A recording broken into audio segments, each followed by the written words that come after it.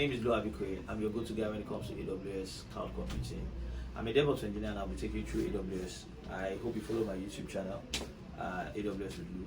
It's interesting to see that what we'll be looking at today is launching instances, launching multiple instances, and seeing how to use Bash script to launch instances. You see, I'm seeing a lot of instances. Let's see some of the instances you'll be able to create on your own by yourself. Thank you for following our channel. Thank you for watching this video. I'll see you next time. Thanks. Alright, today we'll be looking at Elastic Cloud Compute, EC2. Amazon Elastic Cloud Compute, EC2, is one of the most popular AWS services. Why is it the most popular? Because there's nothing you want to do in the cloud without setting up some form of virtual machine. So it lets you rent virtual servers on the cloud to run your applications. So EC2 instances are actually virtual machines. So depending on whatever technology you want to run, whatever image you want to run your technology on, you need an instance. So in short, EC2 equals virtual machines in the cloud. Now I've explained what EC2 is. I've explained the type of EC2 instances that you can create. Everything about EC2 have been talked about in previous video. Today what we just want to look at is a hands-on on how to set up a virtual machine with your own preferred image or operating system to run whatever application you intend to run. So now usually you just log into your management console, navigate to the EC2 dashboard, enter the instance name, choose your machine image. Your machine image is actually the operating system you want to run on, or any pre-configured templates that you have defined in your AWS account, or anyone that has been published by any trusted user. You add storage, you add your tags. This is just you naming your EC2 instances, configure security group, that is setting the rules of how you want access to your instances. We've talked about what security groups are. In this case, it's just more or less like a firewall. Select key pair. So now you create or you select a key pair. This is how you want to be able to access your instances. You then review your configuration and launch your instance. So once your instance has been launched, you can either use SSH for Linux or RDP for Windows to access your instances. So this is an example of the command that you use to access your instances. Okay, moving on, we'll be using AWS to launch instance and install Apache server in this very example. In subsequent video, we'll see how to launch multiple instances using batch script. AWS bucket, we'll look into AWS bucket, that's to deploy a static website using AWS bucket. Okay, so let's jump at launching an instance and installing Apache server. Apache server is actually a web server that is used to manage web applications. A lot of programming languages like PHP use Apache server. There are other servers that can be installed to enable web access to your websites, which will be jumping out right away. Once you log into your EC2, your AWS account, you'll see a dashboard similar to this. If you can't find this dashboard, these are just recently visited services that I have accessed. What we want to touch on is EC2. If you can't find it here, you come to your search bar here and type EC2. This should take you straight away to where you can access your EC2 services. We'll be looking at everything that is on this left page. These are all the functionalities that help you drive your instances. But what we want to quickly do now is to create launch an instance rather. Now at the top right corner, remember I'm in my North Virginia region. Be sure to know which region you're operating for. As someone who is just learning AWS, it's recommended that you stick to a region so that you don't create resources outside your region. Now click on launch instance. Now to launch an instance, I just have to create what we call create a name for my instance. In this case, I call this AWS server.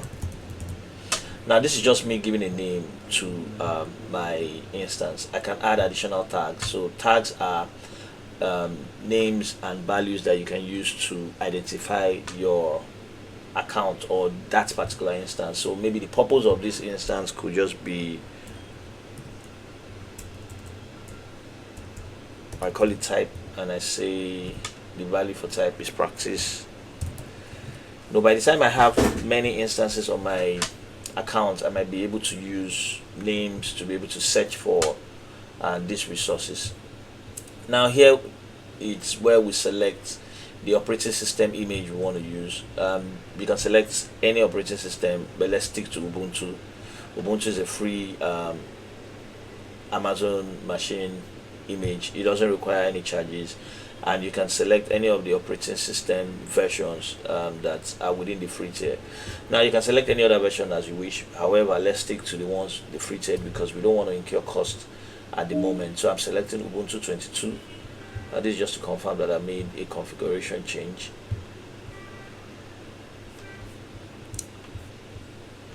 I move further down and I select my instance type. Now instance type are more or less like what configuration do you want your instance to start with. So we'll stick to the free tier. Here is just T2 micro, is a 1VCP and one current generation AMI.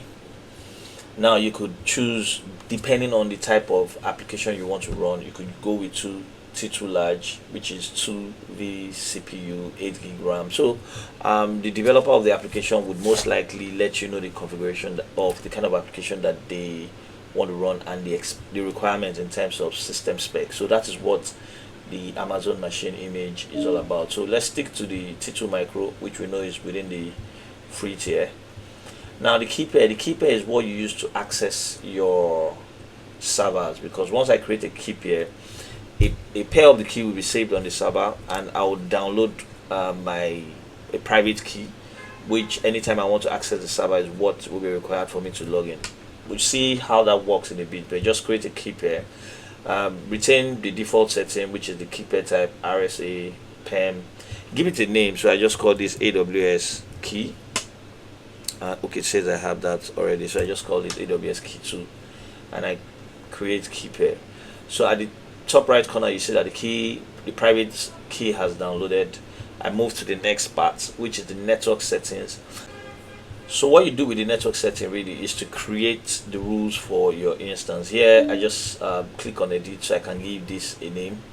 I call this AWS S group, which is just saying security group.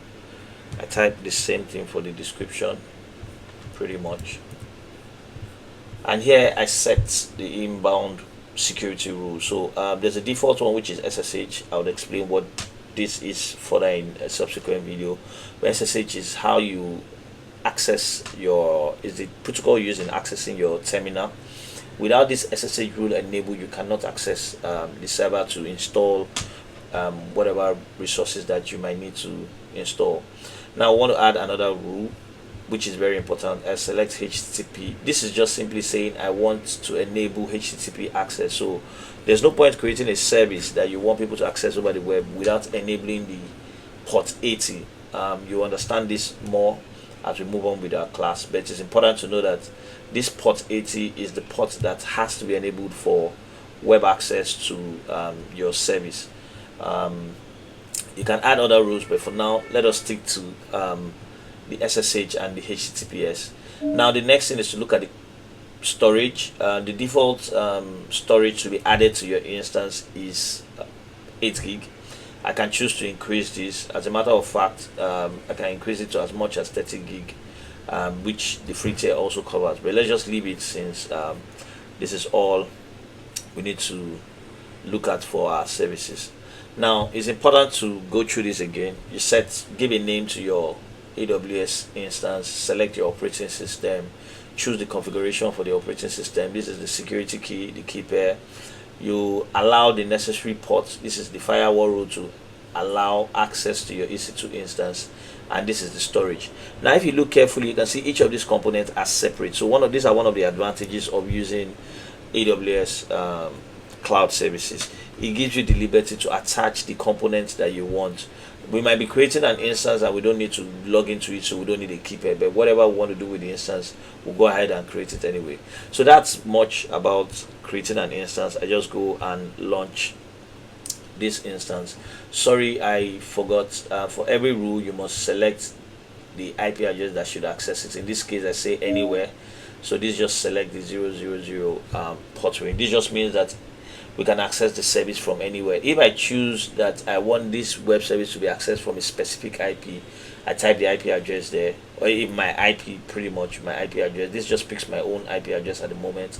If I choose custom, I can enter the range of IPs that I want to access the service. So you might be building a solution that you want to be accessed only by your organization. So you enter the IP address of your organization. This means only people with routing to that service through that IP can access the IP address. So I'm gonna head to launch, and let's see how this works.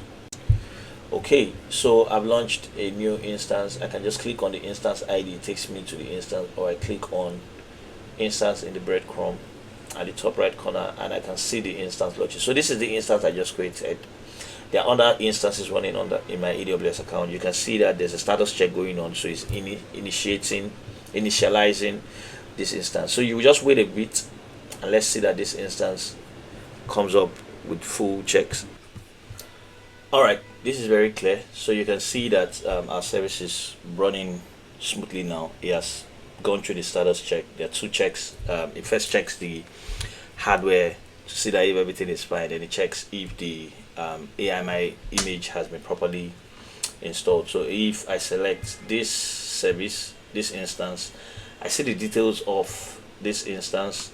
I can see the instance ID, I can see the host type, I can see the auto assigned IP address. This is the public IP. I can see the image ID that is attached to it, the name, the Ubuntu, the type of Ubuntu service, AMI image that has been installed. I can see every information that has to do with that service. So the instance state is running. This is the private IP address. This is the intranet IP. We'll be discussing more the difference between private and public IP in subsequent class. The instance type. So if I just need to see information about the particular instance I've selected, like the key pair, so I can remember which key pair was used to set it up.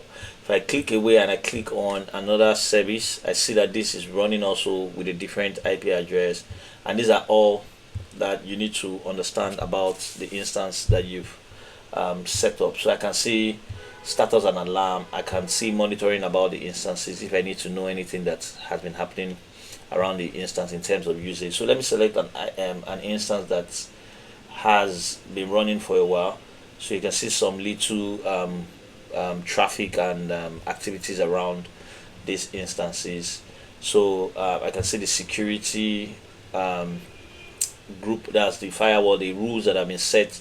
So this particular instance has different ports enabled. The instance we just created, which is AWS server, if I go to security, I can see that only 2 inbound rules have been set, which is for port 80 and 22, which is for port 80 and 22.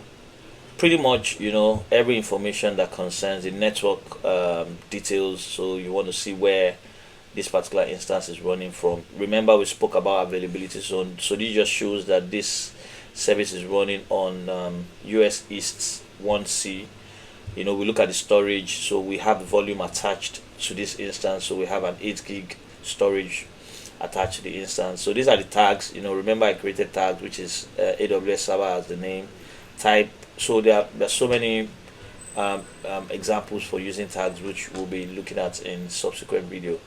So now that we have this instance running, we just need to see how to connect to the instance.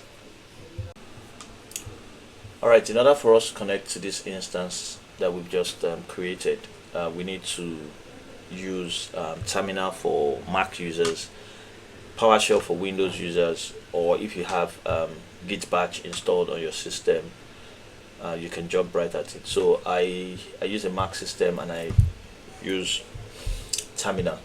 So first thing first, you need to be sure that you're in the right directory. So directory meaning that the folder where your key was saved.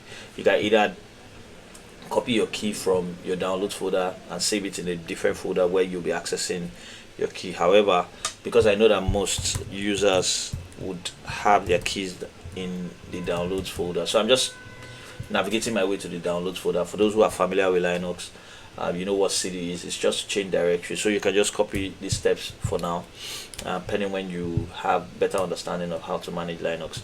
Now the other step is to make sure that we give that particular key permission to be able to use it. So this is mode 400, then the name of the key. So this is a Linux command saying that you're changing mode, and this might not run on some people's system on terminal, but however, if it doesn't run, it means that the right permission has already been set to the key. So I just typed the AWS key that was downloaded.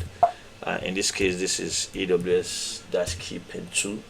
And once I've done that, I now need to SSH into the server. SSH is a command that you use to connect to your instance. So SSH, I put -i. I is a way of calling, referencing your key while you're trying to connect to your instance. So I'm calling the key, and I type Ubuntu, which is the username of this particular instance, and I press enter.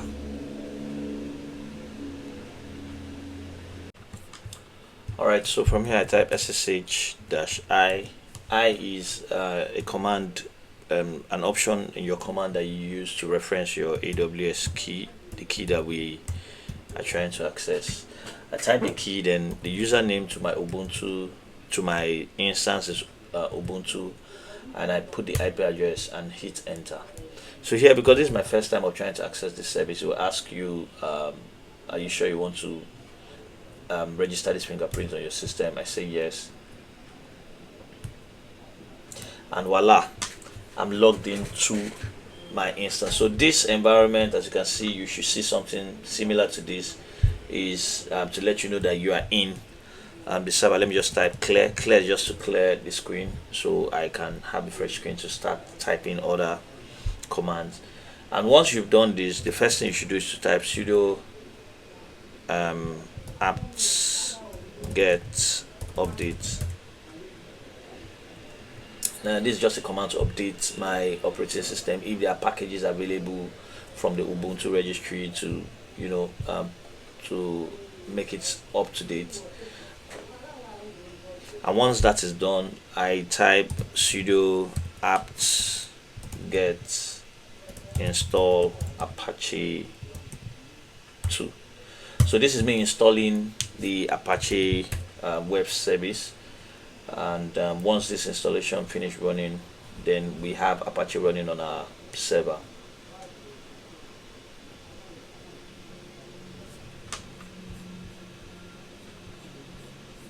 Alright, there you go. Apache has completely installed, and for us to see how that looks like, I can now visit this IP address. I open a fresh browser and I type the IP address there, and voila, once you can see this page, it means that you've successfully installed Apache on your server. Your instance is running smoothly and is ready to have other applications run on it. So whatever other installation you have to do, you can start deploying your PHP application, installing MySQL, which are things that we'll see in subsequent video. And I guess this is it for this video. Thank you very much for watching. I'll see you in the next video.